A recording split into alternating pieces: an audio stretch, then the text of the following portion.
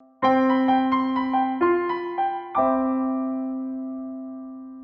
I'm Greg Dell here with attorney Cesar Gavidia and Stephen Jessup.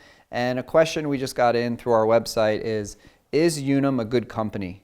And it's an interesting question because we don't sell disability insurance, we help people apply. So we're going to go from that perspective of saying, comparing to all the other companies, what's it like to deal with them when you have to file a claim, if your claim's been denied, if you have to file a lawsuit. And we'll touch on those different issues and kind of have like an open conversation and probably touch on a bunch of different experiences that we've had in handling these Unum claims. So out of the bat, when someone calls you, and I guess Steve will go to you first, like what's your gut reaction when they say, hi, I have a Unum claim and I've been denied or I'm filing? I wouldn't say necessarily gut reaction is the name of the company. I think the biggest thing is to find out, is it an employer-provided group policy or a private policy, someone may have had. I think that's always the first question, since they do handle both. They acquired a bunch of companies throughout the year. I know Cesar handles a lot of the individual stuff. So it's a matter of finding out what type of policy it is first and foremost, and then that kind of shapes the reaction that you can have. If it's an employer-provided group policy, the way you're going to view that case is going to be different than if it's a private individual policy. And then Cesar, what's your take when they say, oh, I have Unum, as opposed to, I know there's other companies where it's like, oh, it's that company, which is... And I don't know, I guess it's from handling so many of these disability insurance cases among so many different disability insurers. I don't necessarily say one disability insurer is better or worse than any other. I mean, we know that Unum, at least coming off the back of the multi-state settlement investigation by multiple state agencies, they've at least implemented certain things in their claims handling process, in just the way that they are supposed to go through certain guidelines that a lot of other disability insurers don't necessarily do. Like Steve had mentioned that individual disability claims, for example, other disability insurers don't require or don't provide you with a 180-day appeal period on an individual disability claim. But Unum, because of those specific types of guideline changes and claims handling practice changes that they made off the back of that multi-state settlement process with those state agencies, does have those types of things in place, does have alternative or ulterior review processes in place to ensure that it's almost like a quality control type of process. Okay, well, Unum is, we all agree, Unum is the world's largest disability insurer. Not in this COVID year, I don't know how their numbers are going to be, but back in 2019, they reported over $1 billion in profit. So they're still a healthy company as far as we know, even in this time when we're filming this video, but they have systems in place. And bigger doesn't always necessarily mean better in any form of corporate structure. And I think when people say, is Unum a good company, one of the things I want to know from handling so many is, well, who's on your claim? Or what's your medical condition? Or what's the language in your policy? Or, how long have you been on claim? There's so many different factors that go into it, but I see like good and bad seeds at the company and who's in the back end of the company. Like Cesar, what does that mean like when I say the back end, like who's behind the scenes? Right, who are you dealing with at the legal level? Who are you dealing with at the business personnel level, the people that actually make the kind of operative decisions there? So in terms of applying, when you deal with Unum, there's a process that's in place right out of the bat that they always follow. For example, Steve, when someone calls Unum, they're not represented, they immediately want to do an interview on the phone. Yeah. What should someone be aware of there right when that happens, and why does Unum do that? Well, the interview, and it's to Cesar, saying too, they've kind of been ahead of other companies and the way they're doing things and some of the procedural aspects. So more companies are doing those initial, phone interviews. Unum, though, they like to do things over the phone initially, and a lot of times it's either duplicitous or in replacement of the actual claim forms that they give. But I've been on them where sometimes the claims person, going back to, depends who's on the case, it's almost like they're reading a script. condition, who'd you work for, where do your doctors, they get off the phone with you. And then others will go a little more in-depth, try to get some information. Sometimes they're trying to get out if you were injured at work, the circumstances of the claim, things like that, where they may be setting up different potential, problems for you. Unum does write a lot of different policy language, restrictions and limitations on conditions.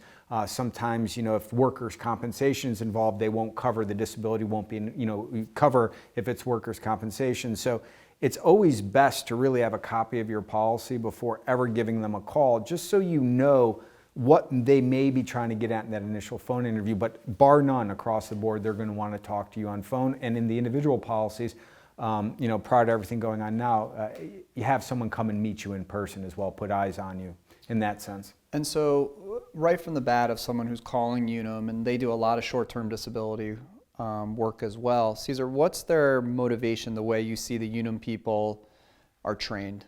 Especially on a short-term claim about this, what does it mean, this return to work methodology that Unum, we know their people are trained on that? Well, particularly with both short-term and long-term disability, that's kind of the motivation. That's kind of the end goal. How do we get this individual back to work as soon as they possibly can? That's why if someone has a surgery, let's say they go in for an aortic valve replacement.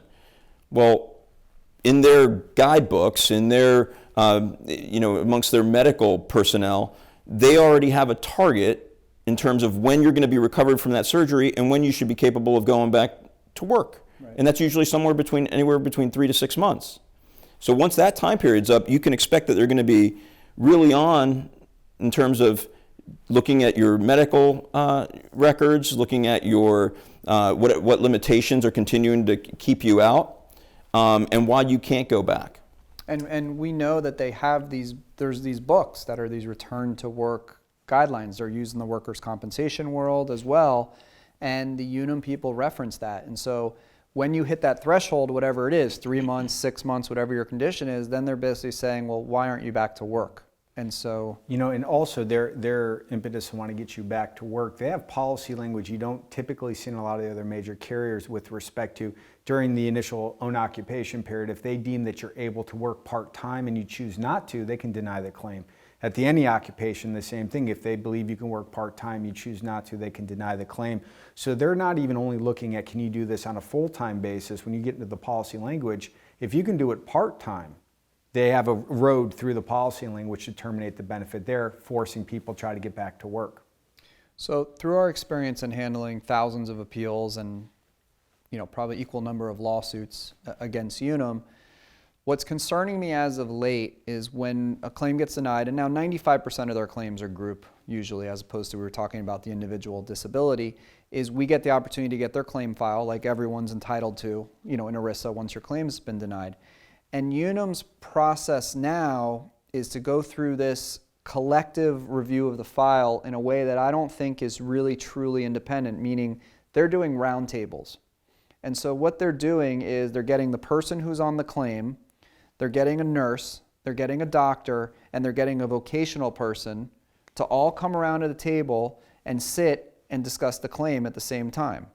Well, if you have the claim person and you have the voc person and you have the doctor there, and they're all setting a plan before anything's ever, really even come back, then there's no sense of independence for the doctor to go out and do his or her thing and the voc person to do their thing, because of one other person I forgot, then there's a manager in addition. So there's like 5 or 6 people who are sitting there. And usually what's happening is this manager is basically telling them, and I see it there, it's not exactly written, but it's clear that they're all there, this is the direction we're going with the claim. Now you, doctor, go out and find what fits that agenda. What fits that agenda, and for occupation, this is how it should be, and everyone bring it back. And so you talked about that quality control and all that stuff. I think it's nonsense, because the quality control is the shape from the top of whoever that director is, and that's what they call them, telling all the people below, this is what you need to do. And so that happens, and a claimant often gets denied. How do you then punch through that, Cesar? What's the next step? Because we get the claim file, we see all of that. Right, and well, in that sense, in both individual disability claims and in group disability claims with Unum, we get the claim file. That's something you don't get with other individual disability insurers. We get a response from Guardian or MetLife, you're not entitled to the claim file. This is a work product. This is privilege. If you want it, sue us and subpoena the claim file. But Unum gives it to you straight away, which is how you discover that they have perhaps these round tables that, a claims manager or a doctor's influencing perhaps the outcome of a certain thing. And it's having that claim file and the ability to have those records and those documents to go through that to perhaps grab the smoking gun, see right there that something's occurring that shouldn't be occurring, that's unfair, that's not giving the insured really the an opportunity for a full and fair review of their claim. And then in a way we do the same thing. We have appeal specialists, we have vocational experts and consultants, we have medical personnel that we use in terms of putting an appeal together and addressing each of those reasons and each of those flaws that they claim have occurred in the claim, which has caused it to become terminated or denied.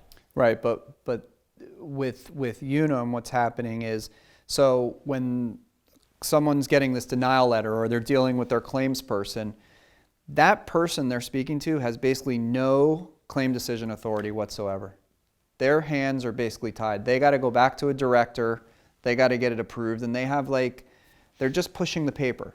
So this person's on the phone and, oh, so-and-so seemed nice, and then I got a denial letter. And basically they have no say, because they're the gatherer of all the records or whatever it may be, and then they're going to give it to the nurse or they're going to give it to the vocational. And even when have you ever seen that claim person disagreed with the nurse? Right, very or had the opportunity to say, well, my nurse said that you're not disabled, but I believe you're 5 doctors. It never happens. Okay, so. And it's an easy road from them. They're the mouthpiece for the higher ups, so they bear the bad news for people, but in that they don't have really any of the responsibility. They get the marching orders and they're the ones that send out the letters and things like that. So the theme of this whole video was, is Unum a good company? It doesn't necessarily go down like that at some of the smaller companies or not as corporate, because look, they're making $1 billion, Unum. They got to put a system in place. Otherwise, they can't have these individual people. They have a lot of turnover. We have other companies we deal with. We've been dealing with the same claims people for 10 or 15 years.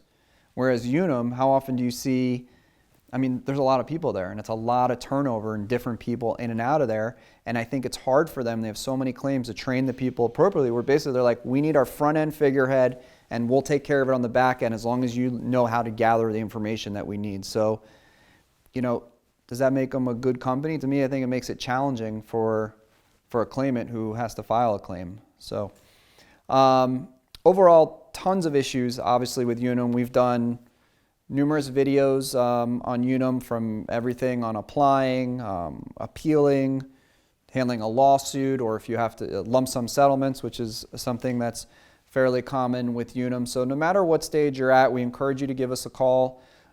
We always offer a free initial consultation to review your claim at any stage. Our clients are located all over the country, so that's a great thing for you. You never have to leave your home or be inconvenienced whatsoever in any way. We're able to help you anywhere.